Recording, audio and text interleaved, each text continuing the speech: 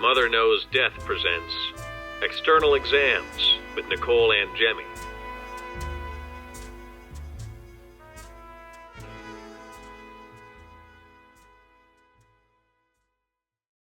On today's external exam on Mother Knows Death, we will be talking with an FDNY Battalion Chief whose name is Jeff Facinelli, and he is going to talk to us about some of the stories we've been talking about in the news the past couple of weeks. The two of the stories that we have talked about, one of them is that there was a lithium ion battery fire on an airplane from a portable battery charger. And another one that happened more recently is that 3 generations of a family were killed as a result of a lithium ion battery fire in New York City. So we thought it would be great to talk to someone that actually goes to these fires. So, hi, Jeff. How are you? Hello, Nicole. Thank you for having me. I'm good, thank you. Doing very good. I appreciate the opportunity to come onto your show. I'm excited to have the dialogue today. And yeah, thank you for having me. Of course. And do you want to get into a little bit of where exactly do you work in New York? You're a battalion chief. Sure, absolutely. So first, before we start, I just want to say that this a little disclaimer that today I'm not giving an official FDNY press conference. Basically, this is just my my own views on things and my own opinion. It doesn't necessarily represent the FDNY, so I'm not speaking in an official capacity. Just conversation between Nicole and I today, based on my experience working as a FDNY battalion chief. And yeah, I work in the Bronx, the 18th Battalion, which, if you look at the map, it's pretty much the center of the Bronx. We cover the Bronx Zoo, Arthur Avenue, Fordham, part of Fordham University, like the housing for Fordham University. So in that area of the Bronx is where I work. And I'm in charge, myself and the 3 other chiefs in the battalion. We oversee 6 companies, 3 engine companies and 3 ladder companies in that general area, administratively, and then we respond to fires and emergencies in that area. Okay, great. So we are going to talk about mainly lithium ion batteries today. It seems like as of right now, there's been at least 243 fires that have been caused by lithium ion batteries. So assuming that you work in the city, you've been to a few of these fires. There's been at least 93 deaths associated, well, fire deaths this entire year in New York City. Yes. And there's been 17 of them that have been associated with these lithium ion batteries. So, can you first explain to us, for those of us that don't really understand, because honestly, I don't 100% understand, what is a lithium ion battery? Sure. So, in the early '90s, technology is always evolving, right? And we've always had like, if you were a kid, like you grew up in the '80s, you had like remote control cars. They were like different type batteries, and they would last a shorter amount of time. So, like my kids now have remote control cars, and they last a long time. Like, geez, I wish I had that when I was a kid. So, what's the big difference? Is the technology in the batteries. The lithium ion is the type of technology, the type of chemistry, basically they use graphite and silicone, all these different types of metals. And they create a battery that's pretty efficient, has a high power output, is rechargeable, obviously, and also has a longer life cycle, meaning that when you plug something in and you use it for whatever it is, maybe your cell phone or your laptop or your remote control vehicle or your cars like Teslas or a scooter, it's going to last a long time between charges. And the lifespan of the battery is more efficient, meaning that the battery has so many cycles you can go through between charging and depleting the power and charging. It goes through so many life cycles. These newer batteries, these lithium ion batteries, last a long time. So you have like a longer calendar life as far as the actual life of the battery, as opposed to the older technology. So they're very efficient, and when they're made properly and they're tested to certain standards, they're very safe and reliable. The problem we run into is when people don't use them properly, they don't care for them properly, they don't charge them properly, or they use them for a use that's not intended for their original use, like secondhand batteries. That's where we have a problem. So, and we can get into that today. But overall, it's technology that's been advancing, and for the most part, they're pretty good. But we're running into a lot of problems with them where they're not. People aren't doing the right thing with it. I have been hearing on the news that the that the FDNY has been putting out things about these about counterfeit lithium ion batteries. What exactly is that? So there's a couple things with the counterfeits. One is that the batteries. So like today is a perfect day because today's Cyber Monday, right? So if you're shopping and you see something that like the cost looks too good to be true, why is that? Why? Because it's probably not made to the safety specifications in the United States. Meaning that if you look at any of your household appliances, either on the tag of the plug or stamped, like molded into the plastic of the actual appliance itself, you'll see UL, which is Underwriter Laboratories, right? That's a third-party testing agency in the United States that takes all these different things that are manufactured for consumer products, and they'll test them to certain specifications. They'll say, "Yeah, this thing meets a certain criteria, and it's safe if you use it in this particular manner," right? I mean, if as long as you use it what it's prescribed to use, it's designed for, it should be safe. Can things happen? Of course, but for the most part, you're safe. When you buy things, but you're gonna pay for that also, right? The price of the product's gonna be higher because it's built to a different specification and it's tested by a third party, so it increases the cost. You wanna buy something cheaper, that's great, but it's gonna be made someplace else that doesn't meet the same safety specifications and doesn't have that third party testing. So you're kinda rolling the dice if it was done properly, how it was built.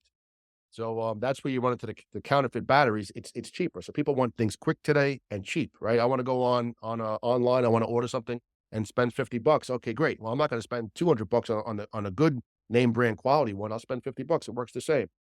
But does it really? Now you spend $50 and you got an inferior product that's not gonna hold up. Next thing you know, you have a fire in your house because it wasn't built to the right specifications. That's the one counterfeit. The second counterfeit is people are buying cheap stuff and they're trying to trick the average consumer, and they're buying UL labels, these stickers, which say, "Oh, UL certified," which are totally bogus. And, the fire department's caught on to that where you can go online and order them, and they'll ask you, "Hey, how many do you want?" "Oh, yeah, I'll take 1,000 of those decals." "Okay, great."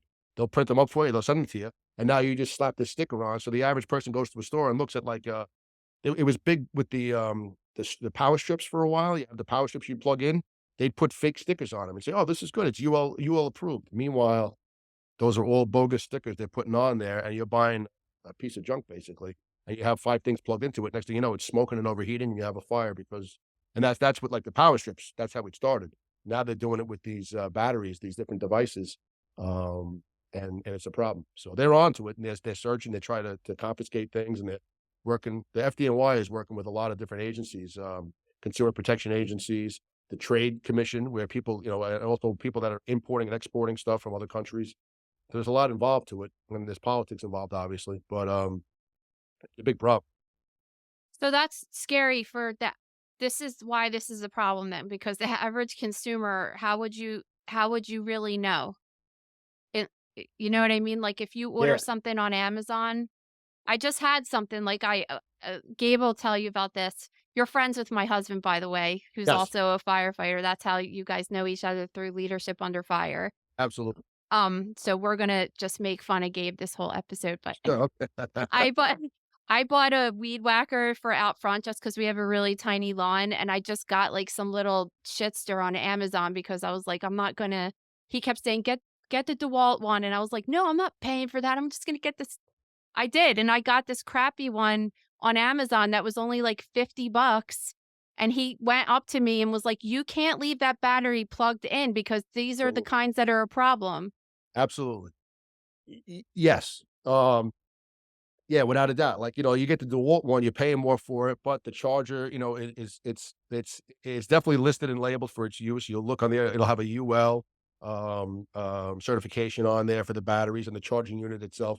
The one you bought for $50 probably doesn't. Will it work? Will you have a problem? I mean, it's gonna work, but you gotta take more precautions. Definitely don't leave it charging because it can overcharge. Whereas like the DeWalt chargers, they'll shut off internally once the battery's charged, it'll stop charging. These ones you buy for $50, who knows? They'll just keep giving it power. That's where you have a problem. It overheats, and, you get that thermal runaway in the batteries. The battery fails internally, basically.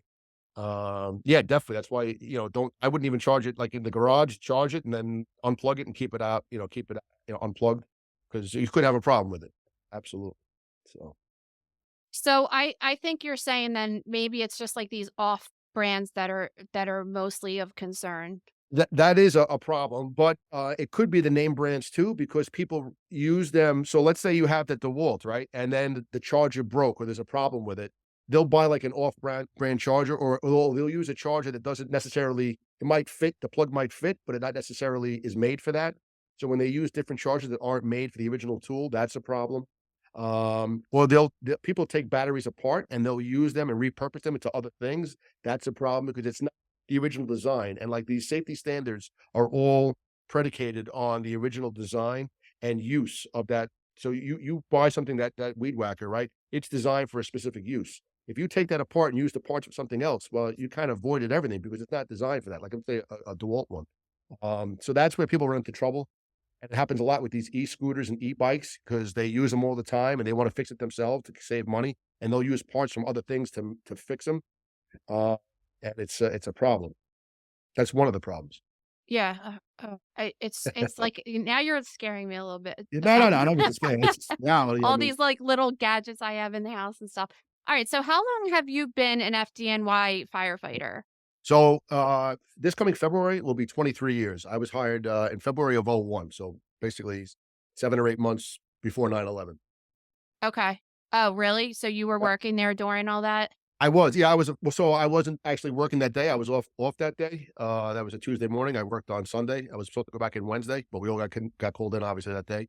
But I was a probationary firefighter on 9/11. Yes, I got assigned to a firehouse in June of 2001 once we were done with the academy, and that was in Harlem, 125th Street on the west side of Manhattan. That's where I was a firefighter. Wow. Well, next 9/11, we might have you back to talk about that because that's like a whole episode in Yeah, itself. And absolutely. I'm really interested about that. Obviously, being married to a firefighter, I kind of tune a lot of it out because it makes me really upset. And I have a funny story that when I was like 9.5 months pregnant with one of my kids, Gabe was like, let's watch this documentary. I think it was the Steve Buscemi one about like all the firefighters that died on 9/11. And I was Yeah. like, that's the most appropriate documentary you should be watching with your wife, like as she's about to give birth to your kid, right? Typical firefighter thing though. Yes. Yeah, we don't always think well, I guess. All right, so you have obviously like how many fires do you think you go to on average like a year? So Obviously it fluctuates, but yeah, it fluctuates, and so like some general numbers for my battalion. Now, the thing about my battalion is, and like anything, like Gabe also, we're shift workers, right? So I'm only there 25% of the time because there's four of us, there's four chiefs, so we all rotate. So I'm there a quarter of the time. So number wise, um, my battalion averages about 3,800 calls a year, 3,800 just responses.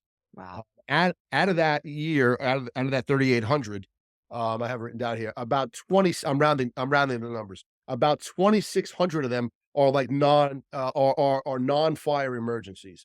So like gas leaks, car accidents, water conditions, stuff like that. We go to collapses, stuff where that we go. There isn't actually fire involved, or it could be like an automatic alarm or a carbon monoxide incident, stuff like that. Roughly about 950 of them are actual working fires. But that encompasses everything. That's including like car fires, you know, rubbish fires, dumpster fires, stuff like that. Structural fires where they're like what we call an all hands, where it's like a actual building on fire and like could be multiple alarms. We do about 200, a little over 200 of those a year. So divide that by a quarter, and then sometimes like it all comes in cycles, right? Sometimes on the what we call the black cloud, like I worked a couple weeks ago and I caught every fire, and the other chief didn't catch anything. This past week they had a couple multiple alarms. I missed them all. I didn't catch any of them. So it's all kind of the I like to joke about the fire gods, right? If they're smiling on you or not. So this past week, they didn't smile on me. I had all the gas leaks and car accidents, and the other chiefs went to the fires, but that can easily change.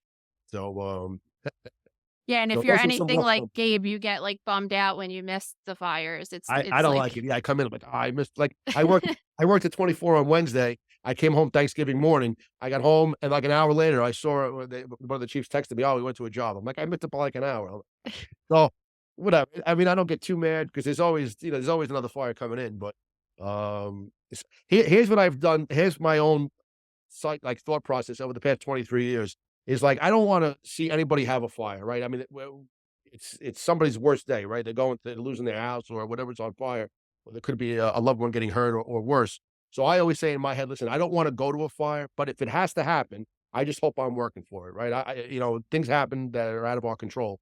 So if it's going to happen, just make it in my, when I'm working. This way I can go, then help out. That's We kind of how I look at it.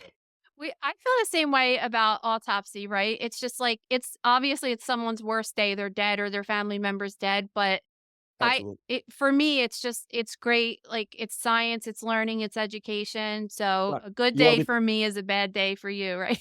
exactly, but you want to be part of that, right? Because you're doing your thing, and that's how I look at it. Like I don't want these people to experience this, but if it has to happen, well, then let me be working so I can kind of deal with it. So Exactly. I love that theory. So when did you start seeing an increase in these types of fires? Because I mean, obviously you've been there for a while. You actually, you started right before 9/11 and everything. So when did you start seeing and being like, wait, something's up with this? This is a little weird. We're seeing these a lot. so it's pretty recent actually. I mean, I got promoted to battalion chief in April of 2016. So it's been a couple years since I've been chief, and I went to the Bronx in 20. I got my spot in 2017, assigned to the battalion.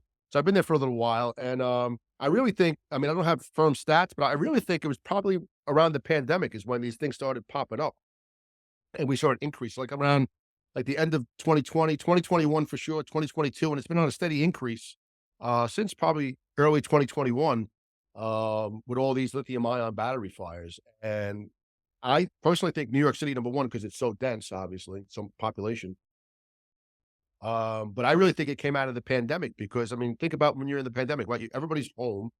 They're ordering stuff a lot, food, just things online, right? Um, Kids are on devices to do schoolwork, so they're on everything is powered by this e-mobility revolution, basically, right? Everything's got a battery to it, whether the laptop we're on, the cell phone, the video game, the scooter, again, with scooters, we talk about, like, people don't wanna travel because of COVID, so we're ordering food, whether it be like Grubhub or DoorDash or Slice or some kind of app they're using, again, on a device, they're using an app, so it's just this proliferation of all these devices, it's this revolution, basically, of all these e-mobility devices that are contributing to it, and they have to be charged, and people don't wanna pay. I mean, people lost their jobs, they have limited means of income during the pandemic, so they're looking to save money, so I'll buy the cheaper stuff and I'll use that, so I think it's everything had, like, this synergistic effect where it kinda all, like, built up, and boom, now we're seeing this problem.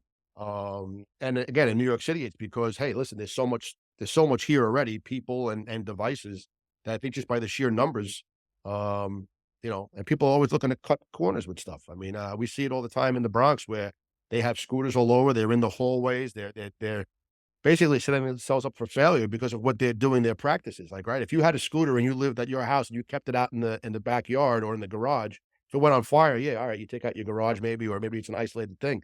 These people are storing them in their apartments, in the public hallway outside the apartment. So now when it goes on fire, you're affecting a lot of people because you're living with a bunch of people, and you're cutting off means of egress. And it's just it just really is a problem that we're seeing that's been intensified by all this technology, basically.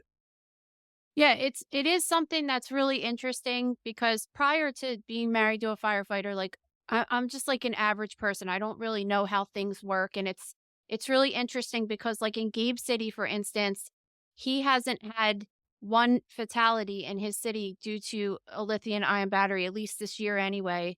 Right. And and then you have several in your city. So it's just kind of crazy how different firefighters have to deal with different things depending on what area they're in. Yeah, absolutely. It is. It's crazy, and I don't know why. I mean, again, New York City. I think it's just because of the sheer numbers and the size. I mean, we're dealing with a lot. I mean, yeah, I don't really have a pinpoint. I think a lot of it came out of the pandemic, though. I know we were talking briefly, like in my area, because we have Fordham University, and just the way that the makeup of the actual neighborhood, a lot of people were ordering online during the pandemic, and it's continued since. Excuse me, especially with the college kids, like the Grubhub and the DoorDash. We came across, and I didn't know about this until we responded for a gas leak. We came across a ghost kitchen. So we went in there, and And I didn't know what it was. The company called me and said, "Hey, chief, come take a look at this." So I go in, and it was an older building. The building's been there, it's well over 100 years old. It used to be a warehouse. It's a two-story brick, probably 50-foot width by about 100-foot deep, and two floors. Of it used to be a manufacturing, like a warehouse type building. They repurposed it, and they put individual rooms. They have like sheetrock. The whole rear of the first floor is one big walk-in refrigerator, like the stainless steel refrigerators you see like in a commercial restaurant. This one is the entire back of the first floor, and everybody rents space out of it. So you have all your cold stuff stored in there. And they had 36 individual rooms, maybe about 12 by 12 in dimension, 18 on the first floor and 18 on the second floor, and they're individual kitchens. And what they have is gas stove, food prep area, sink and everything. And all it is food prep. And then outside you have e-bike after e-bike waiting to pick up all these orders, DoorDash, Grubhub, whatever the companies that are in there, they lease out because what happened during the pandemic? Places were closed. They couldn't afford rent, right? Nobody was going out. So restaurants were closing, but people still have to eat. So why would I spend all this money on rent in New York City to have a restaurant when nobody's coming? I'll just get a kitchen, pay a minimal staff, no wait staff, just somebody to cook, clean, and prepare the food, and then get all these apps with the delivery bikes. And here come, there's delivery bikes. It's some days you pull on the block, it looks like the 5 Borough Bike Tour. It's like bicycles all over the place with these scooters because they're all delivering stuff. Yeah, So that's interesting because like where we live in Jersey and even in Camden where Gabe works, it's the Grubhub and especially DoorDash I think is most popular around here. Everybody gets it, but it's just easier because they have cars and you can even though Camden is a city, you could still easily kind of pull up there and drop food off. Whereas in New York, it's tougher. Yeah. There's bike lanes everywhere. New York is much more, it's tougher to get around with a car in New York, parking and it's just tough. So there's a lot of scooters and bikes, and the city's pushing that. They want more bikes, but it comes with a price too, because the bikes have issues if you're not buying the right bike, if you're not maintaining it, if you're not charging it properly. So the fire department is aware of that. The city council is aware of it. They're trying to pass legislation to put like regulations in about where you can store your bikes, how you can safely charge them. There's technology there's a company called Cell Block who we actually use in the FDNY who makes a material which we'll get into in a little while. When we do have a fire, we have to contain these battery cells. We overpack them in a drum. They put this material, it looks like little round little balls, and it solidifies around the battery. They dump that, it's called Cell Block. But Cell Block also makes other stuff where you can safely charge bikes and batteries. They'll make like volts and stuff. They have all this technology that the city's trying to harness to make it safer for charging, because these devices are here forever. They're not going anywhere, right?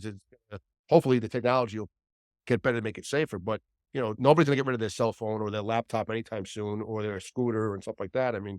Even going to Italy, I remember as a kid going to Italy, it was always Vespas flying around, right? All the little scooters. So, hmm now it looks like that in New York now. But Yeah, that could be something like those companies might have to fork out the bill for like providing for these things yeah, absolutely. And because I they're tell you, definitely making money off of it, right? they're making, yeah, of course, they're in business to make the money without a doubt. And one area where I'm kind of nervous, which it hasn't happened yet, but I see it. Not that I ride the subway very often in New York City because I drive to the Firehouse and Park, but we do go to the subways. Um, and I'm kind of getting ahead of myself, but these fires are almost like the Christmas tree fires where they take off so fast. The intensity of these fires when when you have that thermal runaway, the internal battery itself fails and the fire happens. I'm sure if you can go on YouTube and Google any one of these. There's actually a video of a fire in the Bronx, which I wasn't at. It was a supermarket, and one of the delivery bikes in like the back stock room. You see one of the employees walk in and he sees some smoke, and within like a second, the thing is just like this big white bright light engulfed in flames, and it's off to the races. And the whole supermarket, it took the supermarket out. This whole big supermarket burned to the ground because it took off. Um, I'm concerned. I think we're going to have a problem in New York City. This is my own guess. Um, they're not really, even though it's against the regulations, people bring these bikes onto the subway car. Oh Um, God, yeah, I I'm know where waiting. you're going with this. It's gonna happen. It's gonna happen because these devices, you talked about the one thing on the airplane, right? Where they Yeah, had a right, yeah, so that's even worse. Now you're but the train's not as bad too, because 'cause you're in a tunnel somewhere, and now what? Now you have this if you ever been on the subway in rush hour, right? People are sold shoulder to shoulder, you can't move anywhere. Now this thing takes off, it's not gonna be good. So, that's one area where I'm kinda nervous about the subway. So Besides that's a word of advice, like, if you see someone with one of those bikes on the subway, get on another car. on a different car, yeah, I wouldn't be comfortable with one of those bikes in the car, no. Knowing how I know how they are under fire conditions, absolutely not. Yeah, so that was one of the questions I had for you, like, they burn differently than, like, let's say if wood was burning. Oh, absolutely. Yes, with they burn with, like, such an intensity and a rapidity that is unbelievable. Um, that used to be always like Christmas tree fires. They're coming into, like, end of December into January, they dry out, and if you ever see a Christmas tree go, it goes super fast and creates a lot of heat. That I wanna say pales in comparison, but it's not even close to what a battery does. These things are like an explosive force, and it happens so quick, and it has so much heat and intensity, it's just, like, catastrophic. And, you put that in a confined space, like, in a public hallway or in a house or between you and the exit, you don't have time to, like, you're there's a video from Lower Manhattan, if you've ever seen it on YouTube. It's a city housing project. There was, 2 adults and 2 kids in the apartment, and I believe, that the adults had a business where they would charge people to come charge their devices there. So there were batteries all over charging, and that's how they were making money. Well, one of them failed, and the apartment was completely engulfed. The 2 adults ended up losing their lives, but the 2 kids had the wherewithal to make it to the window, and there's a yellow gas pipe that runs the exterior of the building, which was, like, pretty close to where the window was. They were, like, 4 or 5 floors up, so they're fairly high up in the building. They were able to get out of the window and shimmy down that Oh gas my god. safely. It's all on video. I mean, everything is on video today, right? So Yeah. you can watch it. If you Google it, you'll see it, or YouTube. You'll see them climb out of the window, and they climb down before the fire department's even there. There's no t I mean, it happens that fast, like, we get there within a couple minutes, but you don't have a couple minutes. Like, if you're in that apartment, you gotta go, like, now. So when So you guys show up to one of these fires, do you know right away that that is what it is because it has a different presentation, or is it something you learn, like, afterwards?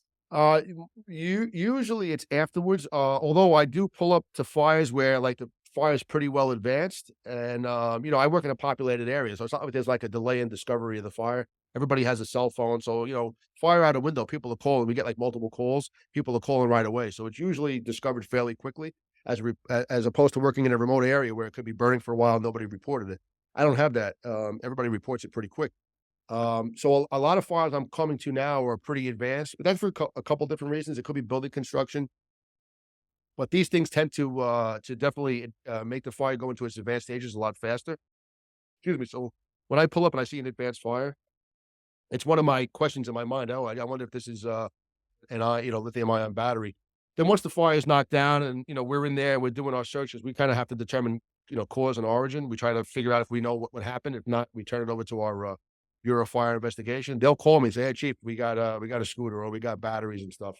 And then that starts a whole protocol for us as far as how do we deal with that and everything. So, if I don't know right away, because maybe, but more than likely after the fire's knocked down, they'll call me and they'll say, "Hey, we have a scooter," or and it's not necessarily that the scooter started the fire, but it might have added to the fire because it was involved in the fire. So sometimes I've had fires where the battery wasn't the cause of the fire. It was involved in the fire area, and once it started burning, it just added to the fire problem. Yeah, that's another interesting fact. So you keep mentioning scooters, or scooters, like, would you say, like, the number one? These e-bikes seem to be the most prevalent that from my experience is, yeah, it's the e-bikes, the scooters, stuff like that, the hoverboards, those type of devices are the ones that I see most often causing the problem. That's not to say that a laptop or, a cell phone can't cause a problem. Like, I tell my kids, like, and I get it. They're on their phone with their girlfriend or their friends or whatever, and they fall asleep and the phone's charging in their bed. I'm like, "No, no." First of all, I don't even want them having their phone at night. It's for whole other reasons. I That's prefer like a whole other reason. exactly. I said, "But if you're gonna have it, I want you to put it, like, on the nightstand or on the desk and let it charge because, you cover it with the blanket and the pillow, now you're overheating the device, it's charging, it's just increasing the likelihood of having a problem." So, I'm not a fan of having the phone in the bed with the charger or an iPad or a laptop or anything. It doesn't need to be smothered. You're just creating, you're increasing your chances of having a problem, basically. Yeah, I've actually had a couple of followers of mine send me, like, crazy photos of, like, one kid had the same thing you're saying, like, the phone was plugged in on the bed, next to him, and it caught on fire and burned his necklace on his neck, and the Yes. cord was like all burned up, and I was like, "Oh my God." Like, but this is just like stuff regular people don't realize. This is why we have to talk to firemen that see this kind of stuff because Absolutely. Yeah. I mean, you know what? You can't control everything, but you can kind of minimize your exposure to issues. So if a device is going to fail internally, there's not much you can do to prevent it other than how you store, how you charge it. You'll follow the directions by the manufacturer. So like I don't charge things overnight if I don't have to when I'm sleeping. I definitely don't keep anything near my egress. So I don't have anything between me and my way out of the room. I don't have anything by me in the window. I don't keep anything in direct sunlight. Like, have you ever had your cell phone like on the dashboard of your car and it sits in the sun? And next thing you know, you take it and there's like a thermometer there or a temperature gauge. Is the phone's too hot? Have you ever yeah. had? Yeah, Yes. it's because it's internally heating up, and that's not good. So now you couple that with charging it, and you could be asking for problem. So they're electronic devices and they have limitations. And if you push those limitations, that's when you can have a problem. And those are the ones that are made to normal standards. So now take in the fact that you have counterfeit ones who aren't made to the right specifications, which might have a fire under normal conditions. And now you put that under your pillow or under your bed or in direct sunlight or, in the path of your egress. And people are surprised when they have a problem. It's like, well, what'd you expect's gonna happen? This is something I was gonna like talk to you about just because I have you here because this is always interesting to have with the fire wives that when we sit around and talk about like what is your husband totally crazy about in your house or whatever. So Gabe is the same way as far as like the way the furniture is set up in the bedrooms and stuff. You can't put anything in front of the window. He's just where our kids just like they want to put a big dresser or a big like bed or something, and he's always crazy about that. Like this has to be clear every single night, all the time.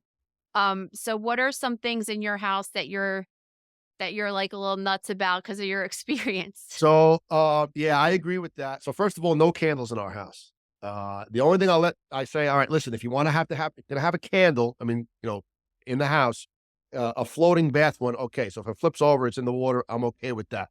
Otherwise, nothing by the stove, nothing by, no candles in the house. So I've been to a bunch of fires where candles cause fires, obviously, right? So let me tell you about this thing I just bought. It's a thing that plugs into the wall and you put the candle on it and it melts the wax and the smell comes out, but like there's no flame. Is that okay? So I Or have a problem with those other like those the ones that get really hot that you plug in, like the scented ones. I hate those things. I tell my wife, "There's no way we're not getting those things. They get so hot." Like I've touched a few of them. Like I don't like this. It has like the oil inside of it. yeah. So I'm not a fan. Gabe doesn't know that we have those, but we I'm have not saying those. that. I don't know anything. I don't know anything. But personally, I'm not a fan of those. No, I'd rather not. I just don't trust. I mean, anything can happen with those things. You're just taking an extra chance. I mean, if you're home during the day and you have it in, you want to plug it, keep an eye on it, okay. But like, I wouldn't sleep with it in, and I certainly wouldn't leave it plugged in when I'm not home. So anything you're saying, like anything that feels hot when you go up to it is just like well, not don't. anything. Like things gonna get heat. Like my laptop is warm right now because it's running and charging. That's normal. But I mean, like sometimes they get extra hot. I don't like when it's hot. And I've had a few cell phones too that were charging, and I was like, man, it gets awfully hot. So I'm like, I'm not sure what's up with that. So I'll unplug it, let it cool off for a while. No, things are supposed to get hot. Like your TV's hot. I mean, things get hot normally. That's your microwave. That's normal operating temperature when they're operating. That's fine. But like those little like renews it, I think they call them the little liquid things you plug in. Like Mhm. I get super hot. I just don't feel comfortable with those. So I don't like those for my house. But I'm kind of a little OCD also. Like I told you, like when we go on vacation, my wife and kids are kind of like programmed now. Whatever hotel room we're in, I go, all right, before we settle in, I want you to count the number of doors and what side of the hallway it's on to the staircase. So if we have to go and there's a smoke condition or it's lights out, they lost power, I know that I make a right out of my room, 3 doors in, just open the door. That's the staircase and move them in the stairs and we can go. So I do stuff like that where, just for situational awareness. Um, I and I can think only, that's genius actually, and I'm gonna mention that to Gabe that we should because he's got his own things that we do or whatever. But I think regular people don't understand that when you're in the hotel, like it looks all light, bright, and shiny, and I have no idea what it's like to be inside a fire because I've never been in one. right. But I've seen videos obviously, and it's scary that you only could feel and you don't like in your own house, you can probably more easily find your way out because you know. You're familiar with it, although I would counter that with the fact that, when you're walking through your house, your vantage point of your house is from on your whatever, however tall you are, that's your view of your house, right? In a smoke condition, you're not gonna be standing up walking around your house, so your view of your house is gonna be on the ground. Can you know where you are? Obviously, but we're not used to crawling around our houses, right? So, middle of the night with smoke and everything, you could be disoriented, number 1, because it's stressful. Number 2, you more than likely, you came out of a sleep, so you're kinda, like, figuring out what's going on, and you're not used to crawling around your house, so, you could even be disoriented in your own house. We lose more people in the United States in their own houses than anywhere else in fires, and that's where you live. That's what you're most familiar with. So So should we drill our kids to get out of the house by crawling around the floor and us too, I guess? I don't, but I mean, it's good to it's like it's familiar with landmarks and stuff. I mean, you know your house, so but it's good to have drills for sure, and where you're going to meet, obviously, absolutely. I mean, without a doubt. Um, yeah, without a doubt, because that's realistically and statistically that's where you're going to have the problem is at home. You spend the most time there, right? And that's where there could be the most. You're sleeping there at night. That's when you're at your most prone, basically. And the fire starts. That's where we have all these problems. Yeah. So It's this is it's also interesting. Now you're like I'm like, okay, I'm gonna do some stuff I always yeah, want to hear other people's perspective from this because it's yeah, like yeah. but I always tell Gabe, I'm like, if anything happens to our house, it's 100% gonna be when you're at work. And I'm gonna be here by myself with the kids. And that you know what I mean? Like that Absolutely. always scares me because if he's here, obviously I'm like, I don't even worry. But I do worry those couple nights that he's not here. So I told that my wife and I had the same conversation, like, during Sandy, and, like, I believe the October before Sandy, we had, like, 2 catastrophic storms, and we lost power and everything, and we didn't have a generator in our house, and both for Sandy and the year before we had that other storm, I was working, so she's home by herself, and the kids were younger back then, obviously, and she's like, "You're never home when things go crazy." I'm like, I'm working." So, I said, "You know what?" I said, "That's it." I said, "The year after Sandy, I saved some money and we put a natural gas generator, like a standby generator at our house. So this way, if power goes out, it automatically starts up and powers the house, and then she's good. We haven't lost power since. How about that? So, but whatever, at least it's peace of mind knowing that I'm at work and then, everybody back home is at least they have some power to, put some lights on and heat or whatever it is. I don't have to worry about it, like the sump pumps and stuff like that. So at least they're kind of, when I'm in the city dealing with all the stuff down there, in the back of my mind, at least I know that there's some of a safety net back home for everybody else. Yeah, that's a good idea. I know that Yeah. happened to us, like, our alarm, like, the house alarm Yeah. has went off, like, twice just for I don't know why. Sometimes it gets, like, a high pitched sound, the glass break goes off or something. One time it was like there was, like, a fox outside that was, like, mating call or screaming and that high pitched noise but it's always like he's not home, and it's 3 o'clock in the morning and scaring the shit out of me, and I'm like, "Oh my god, like, Yeah. why like, how do you even pick this? I don't even understand." And then the police come and see what's going on, right? Or Yeah, they call it we can actually call them and say, like, "Don't come if it's uh, not," but that one time I was like, "Should I have them come?" Like, I don't know why it went off, but I did hear the fox scream, so I was like, it was probably that or whatever. gotcha. Yeah, yeah, yeah. The things it always happen. That's the life of being a firefighter's wife, right? Like, it's like whenever you need it, it's like, Yeah. we're there for everybody else, but what about me? I need Yeah, you. exactly. Your wife and I could have some conversations, I'm sure. Absolutely. Absolutely. Yeah, without a doubt, without a doubt. Alright, Uh, wha so One other thing I do, and if I just my OCD kicks in, and I've had a bunch of these, is whenever we go away, like, not every day, but when I go away, like, for, a weekend or whatever, we're doing something with the kids with sports, I always shut the water off to my washer and dryer, because I can't tell you how many broken hoses I've been to, and it creates floods everywhere, especially the hot water hose. You keep that valve on, and it bursts, and I've been to houses where there's water coming out of the staircase because the water's just running, there's oh nobody's. my god.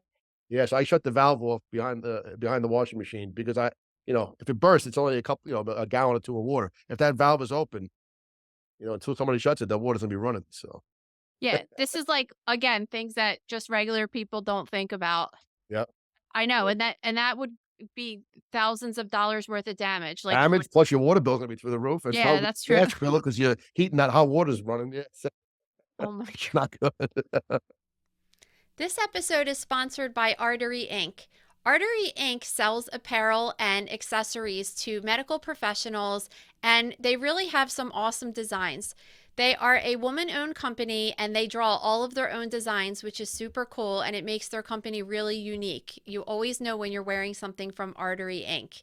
Like right now, I'm wearing my favorite shirt, which is an anatomic heart because I love hearts, and they're a really great company to work with because they give back to the community, and they have donated over $30,000 last year in sales back to the community, which is really awesome and something that we love to support.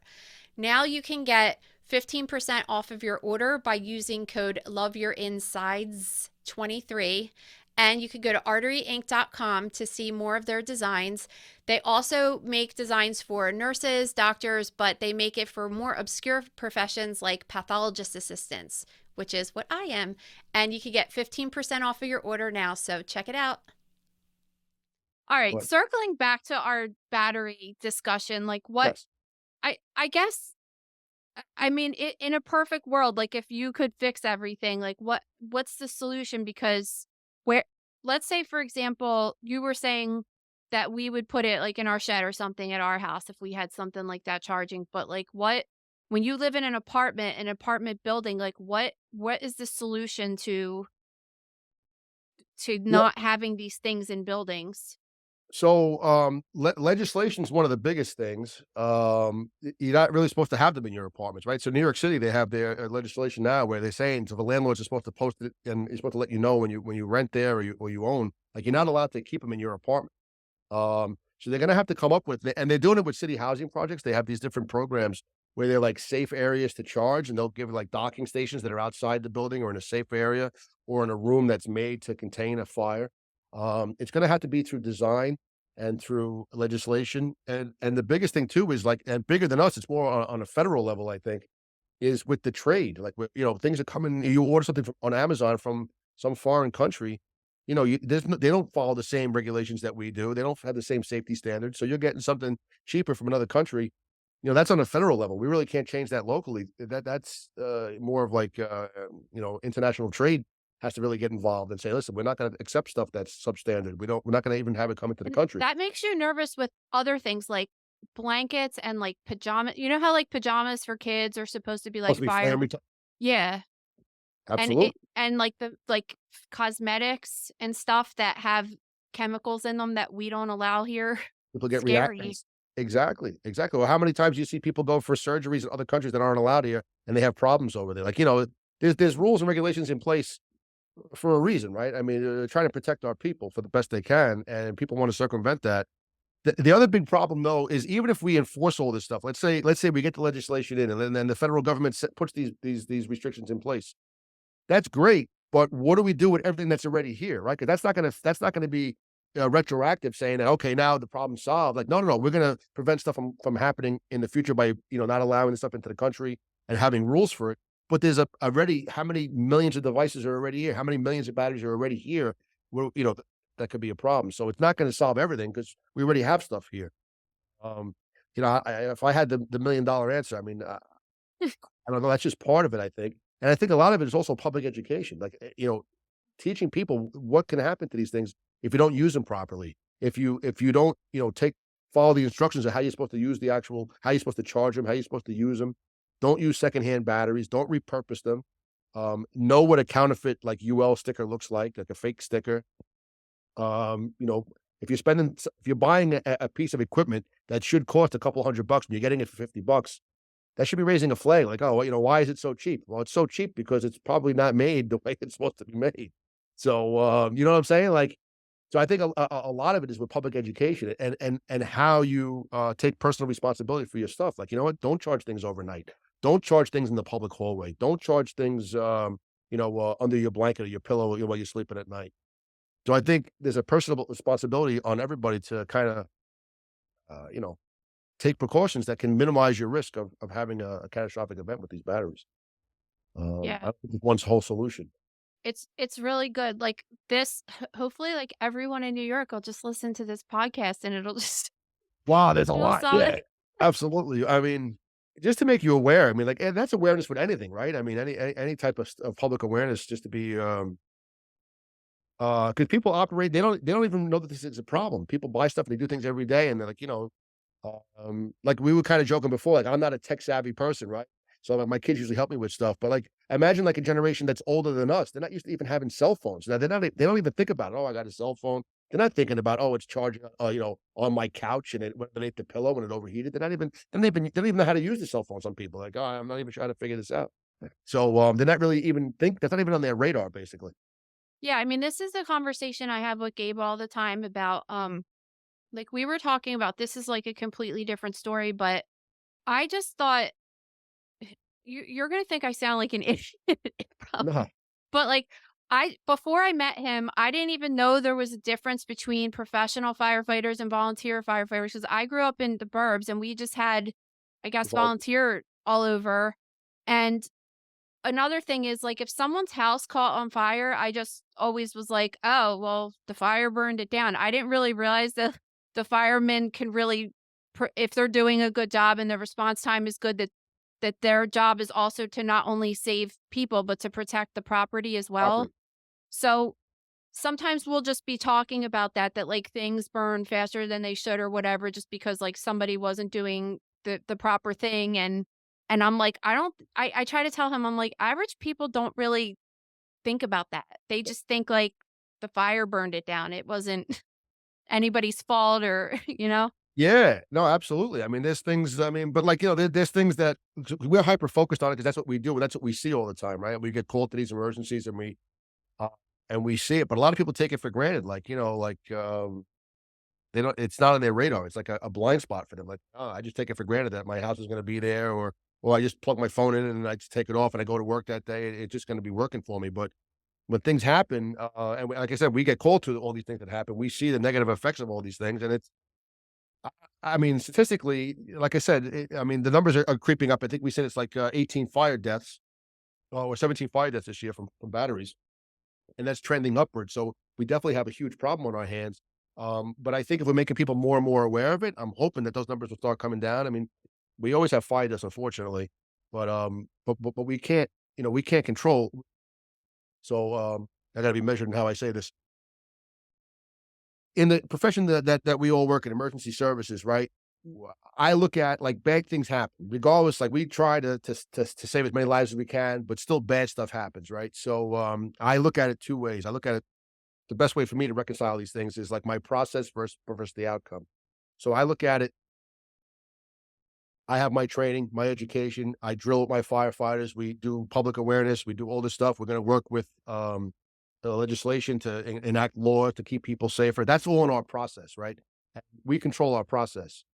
Even though we do all that stuff right, you have a fire, we don't really control the outcome. People die, things happen. That's not really in our control. So I focus more on our process end of things of what I can actually control, and then hope to minimize the risk for everybody. But the outcome is really largely out of our control. Like if there's a catastrophic fire and people died, in spite of all these things that we had in place, you know, I don't have control of that. So I think that Yeah. helps. And that's something I see a lot with the cases that I present on my website. Just with other types of accidental deaths, it's like you just can't every day you just hear of something and you're like, how did that happen? No one's ever died like that. No one's it's just like there's freak accidents all the time and you can't control all of it, obviously. No, you can't. You can't. Yeah, absolutely. So, and we do that with like leadership under fire. We talk about that, especially as like a chief officer. I talk about and this is not mine. This is what I've gotten from working with leadership under fire. But I talk about the ape, like the things that we can control as humans. And I try to in my personal life, but also my professional life, try to remember that I control my attitude. It's 100% under my control. My preparation, right? My training, my physical working out, the classes I go to, the drills, stuff like that. Any preparation I put into it, nobody can prepare for me or you or anybody. You prepare for yourself. And then my effort, right? So if I decide I'm going to give 200% today, whatever it is, I mean, you control your effort. Whatever energy you're going to expend, that's completely in your control. So I put that with my process, my attitude, my preparation, and my effort. I focus all that on my process, so I know what my process is as solid as I possibly can make it, and I keep that independent from my outcome. I know my process is good, and I work on my process, and that's what I give every day when I go to work and, at home, I try to give 100%. I focus on those 3 things, what I can control, and I just kinda accept the fact that the outcome of that is out of my control. It kinda helps, especially when you have, like, a lot of fatal fires and stuff, it kinda helped reconcile in my head, like, "Alright, listen, I did everything I was supposed to do, I controlled it of what I could control. The uncontrollables are out of my, that I can't do anything with those. It's bad stuff happens sometimes." I think that those rules are just not applicable to firefighters, but just for everything. Just like, one of my kids has like a health issue. I mean, you could use it towards any aspect of life, which Absolutely. which is hard because you have to focus and just be like, you can't control this, and that's like the with Yeah, the pandemic and everything. Like that was absolutely. hard for me because I'm in medicine and just sitting back and like having to deal with that. Absolutely. So, yeah, that brings me up, and I'm sure, being married to a firefighter, we're like fixers and doers, right? You can't tell a firefighter like, "Oh, you can't do that," or "You can't fix," like, "No, no, no, we're gonna do it," right? So, like, that's like a huge lift for us. Like, "What do you mean I can't control that?" "Yeah, of course we can." Like, "No, you really can't." Like, that's out of your control. Like, if you think about it, looking at it from a bigger view, it's like, no, we really don't control the outcomes of these things. And my wife and I were talking, medically during the pandemic, like the engine companies, in this is FDNY specific, they go on, what they call CFR. They're trained to CFRD, Certified First Responder, with a defibrillation, training, like basically a step below an EMT. So they go out and they do all medical runs, and they're usually quicker because there's more of us engine companies before EMS, and they work together with the EMS, and the FDNY. Then they'll transport to the hospital and everything, and they're a little higher level of care, advanced life support, stuff like that. They're higher levels than we are. But during the pandemic, it wasn't uncommon for the engine companies, like in my area, throughout the whole city, to go on EMS runs 15, 20 times a tour. And m- most, if not all of them, were COVID cases, and the people were deceased. So, like, they had to actually change our protocols for this at the state level for, like basically abandoning a patient, because, you're supposed to do your interventions until either you are exhausted or until you're relieved by somebody equal or higher. Well, we didn't have resources for that, and there's other people we have to serve. Now you're there with a person that's deceased. How long? When do you call? Like, when do we say, "All right, we're done here. We can't do anything"? So there was a huge, there was a lot of problems psychologically for guys, like kind of reconciling that. Like, we're here to help. Like, these people can't even be helped. And at the same time, we read in the newspaper, and I was saying to my wife, they said, "Oh, hospitalizations from COVID are down." And I'm like, "Yeah, do you know why that is? It's because they're not making it to the hospital. They're dying in their apartment. So of course it's down. They never left. They're dead in their bed. So that's why the hospitals are down." So it's like, um, yeah, Yeah. it was a tough time to go through that Such a stuff. crazy, yeah. You've been through some crazy things in your career. What's next for you? Like I know that you've basically been on the job like as almost as long as Gabe has been. So what's the deal in New York as far as retirement goes and stuff? I you're eligible for retirement at 20 years, which Oh, was 3 okay. years ago for me. Yeah, regardless of it, there's no age requirement. So you have to be 21 to get hired. So potentially 41, you could be the earliest you can retire. You got to do 20 years. Again, I've been on for a little while. The pensions are different now. So if you're a new hire, it's a different pension system. And it's different. They have an age requirement and a time requirement, where somebody that came on the job before, it's only, time on. So for me personally, it's 20 years on the job, regardless of your age, and you'll retire with a half pay pension. Uh, Okay. but, I mean, we still have the 4 kids, they're in school, I got colleges coming and everything, so as long as I stay healthy, realistically, probably another 10 years or so, and Yeah, then, this uh is Gabe. Gabe's like, I'll never retire if I don't have yeah, to, I right? mean, I'm Like it's 46, so, 10 more years, yeah. I'll be 56. Yeah, then we'll see, and that'll give me 33 years, but then we'll see. But, yeah, I have no plans, and actually, this past June, I sat for the promotion exam for the next rank, and I did fairly well. There's no promotions yet. They gotta, it's the whole civil service. I joke about hurry up and wait with the city, right? You take everything and, like a year. But, they're working on it, and, probably within a year or so, I'll probably get promoted to the next rank. And is Um, that that's deputy deputy or chief, yeah, okay. yep, I didn't so, know if it was like the same or it is. whatever. That's Absolutely, cool yep, though. yep. So that'll be the next venture. We've both spoke about leadership under fire a couple times, but can you explain to everyone what exactly that is? Because for people that don't know about it. Sure. So, Jason Bresler is, the founder of Leadership Under Fire. He, is currently a lieutenant in the New York City Fire Department. But he started this initiative within the FDNY and on the outside with Leadership Under Fire, basically based on his experience as a Marine Corps officer, and he was overseas, fighting, commanding a group of Marines, and he had his experiences there. And he played baseball at a fairly high level, so um, during college. So bringing his sports experience, his military experience, and his firefighting experience together, he's in a unique position, and he saw like there was this gap in human performance. Basically, the military had it, professional sports had it, but the fire service really didn't. And the fire service was always focused on like studying about how our tools respond to stress and how our infrastructure, like the gas and electric services, respond to stress. How a building responds to stress, from collapse or fire, but nothing really how we respond. And when I say stress, I don't mean like PTSD type thing. I'm talking more about um, when humans are performing under stressful conditions, how we react, what happens, like when that saber-toothed tiger was chasing us years ago, how does that manifest now into 2023, 2024, where there's no more saber-toothed tiger, but you have a building on fire, or you have an active shooter coming after you, or whatever it is, like, our body doesn't know the difference. We just know that it's like fight, flight, or freeze type reaction. So it explores that and so much more. How we reacting to stress, what systems are online or offline, auditory exclusion, tunnel vision, loss of fine motor skills, memory distortions, and stuff like that. Like it's amazing. And there's so much to it, and I'm just scraping the tip of the iceberg, and they are so far ahead of me as far as like Jason and people we have in Luff and in the FDNY are like been on this path for a while, like studying this stuff. I'm coming in behind them trying to study, but the more I kind of read and try to ask, the more questions I have, the more I'm like, there's like so much to it. It's unbelievable. But really, who's championing this is professional sports because of the lucrative nature of sports. So, like, if we're like, let's say you and I are professional baseball pitchers, physically we're pretty much equal. We can both throw high speed and the same pitches.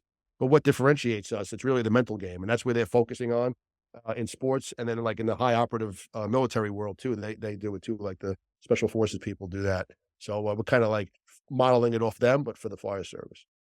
It's such a great organization. I'm glad It's Gabe awesome. can be a part of it with Yeah, game is you. part of absolutely, you know how it is. Yeah, it's really helped me, and, I've had some catastrophic fires, both previous to having any kind of understanding of human performance under stress, and I thought, like, something was wrong with me, and then I've had some catastrophic fires, fatal fires after that I had an understanding of human performance under stress, and there was a huge difference, in my performance, number 1, and number 2, just kinda how I view it and how I think about it and understanding, like, what I was feeling and what happened to me and knowing that none of us are immune. If you're human, like, you're not immune from this stuff, like, it's gonna happen. Even with an understanding of it, you can still have tunnel vision, and you can still have, like, these memory gaps and memory distortions and stuff, and it's the bottom line is that's helped me, again, with that ache and looking at process versus outcome. But the other big thing is that's helped me out is that it's totally normal.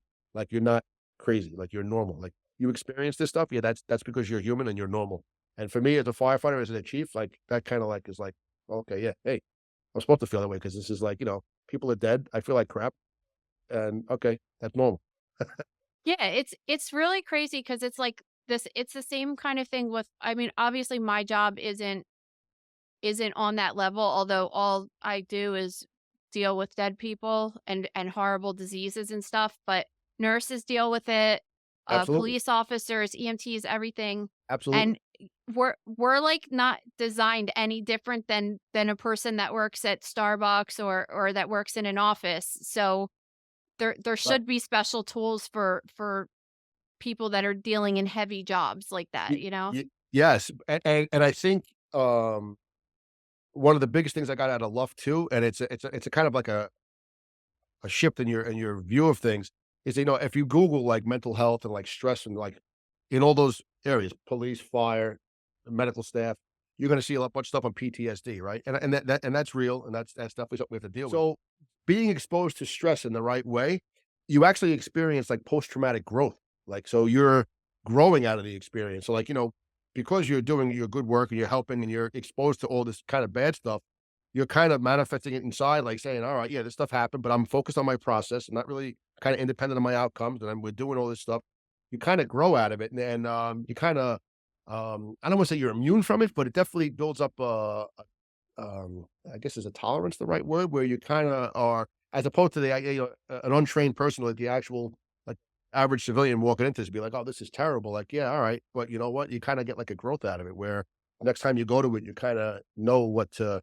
And I'll give you a quick example. And I had this years ago when I was the first time I became a firefighter. I was in a ladder company. I worked overtime at an engine company, and the engines, as you know, do EMS runs. Mhm. So when I was in the academy, I had to get trained for CPR, right? So, and I'm sure you've done this how many times, right? Well, I don't What? ever do CPR on dead Well, people, because they're dead actually, already. so Yes. I don't No, but in the medical field. I'm not CPR trained at all. Oh, you're not. No, All right. no, I mean, So, I can't help them when no, they're dead already. in Yes, my you can't help those people. That's too far gone. No, you're right. You're right. Have you ever taken a CPR course? I did a long time ago in college, like 25 years ago or something. All right. So it's probably the same, like American Heart Association, right? You do everything, you get your protocol. And what are you doing? What are you practicing on? You're practicing on like a half a rubber human, Yeah, right? You're putting your stuff in, and you're pressing on this plastic thing, right? yeah. So that was my experience up until the first day that I went on an EMS call and I had to do CPR for real. Well, nobody told me that I'm gonna feel ribs break, and I'm gonna smell and hear stuff and see stuff that I wasn't ready for, that you can't replicate in a plastic mannequin that you're doing your CPR on. So that kinda, like, destroyed me at first, because 'cause I'm like, "What the," it was an older woman. She was, I mean, no pulse, no breathing. She was technically dead, right? And she died. She was dead, and we're there to help. We put the defib on, and we're waiting, no shock advised, and we're doing compressions. We're waiting for EMS to come. We got the oxygen on her, all that stuff. But, like, I'm pushing down and I feel the ribs, and there's the smells and the sights and everything. I'm like, holy, what the, like, I was totally not prepared for that. So could I have had like a PTSD like reaction to that? Absolutely. Cause it's like traumatizing. Like, what the, like, I was not prepared for that. Whereas, if you kind of train somebody to expect to see that the first time, which I wasn't, like, I was used to the Rescue Randy plastic mannequin. That's not reality. So, like, if you train realistically and you go to calls and you kinda, are slowly exposed to this stuff, when it really happens, like, it's not really gonna be as much of a, like, a "Holy crap" moment there, because you're kind of expecting it. And then once you've been in the field for a while doing stuff, and I'm sure in your field too, once you've seen it a bunch of times, it's kinda like you expect it, you know it. It levels the level of stress is down a lot, and, I don't wanna say you're callous, but your reactions are much more tempered, I guess, because you kinda are expecting and know what it's about.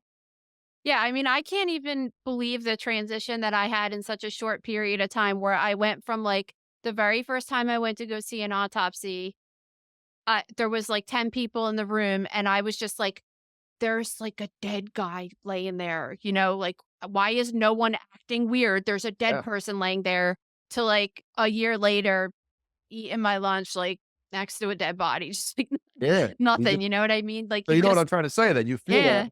I mean, it would never happen for a multitude of reasons, but I would think that it would probably be good training for a new firefighter or a new EMT or a new cop in their academy to have to go view an autopsy. Because, I mean, you're dealing with people, so, like, dead people, like, whether we're dragging them out of a building or cutting them out of a car or whatever. Yeah, and you see, like, I mean, I know that stuff that Gabe has seen, and it's like, I I don't think even pulling a body out of the water, someone that jumped off the bridge or something, and seeing a body that's been in water for a couple Yeah. days in the summer, yeah, Oh, like, yeah, yeah, yeah, yeah. it's very traumatizing to see a Yes. human, like, not dead, let alone, like, in that condition, like, severely decomposed or something, or really Absolutely. mangled from an accident, and Yes, you could yes. see anything, like, when you're a firefighter. Absolutely, we're exposed to it all. Yeah, absolutely, I mean, absolutely. Gabe went on a call once of, I think the guy, it was like a machinery accident, the guy got his hand stuck, you know what I mean? Like, you could see some really gnarly stuff, and Absolutely. that could really scare, Yeah, like, a young guy, especially that's just absolutely. starting Listen, out. I was 23 when I got hired in the FDNY, right? Like, I went to college, I lived at home, I worked, my now side job was my full-time job back then, and, I wasn't exposed to any of that stuff, so here I am, 23 years old, like, alright, next thing I know, I'm doing CPR on some woman, now I'm like, "What the heck?" I mean, 23, you could say the same thing about, like, the military guys back in Vietnam or World War II. They're 18 and they're in war and they're seeing all stuff for the first time, and, but yeah, you grow up kind of fast when you see that, because 'cause you're not used to it, and it's not like a normal thing, but for us, it is in our medical or first responder world, that is totally normal for us.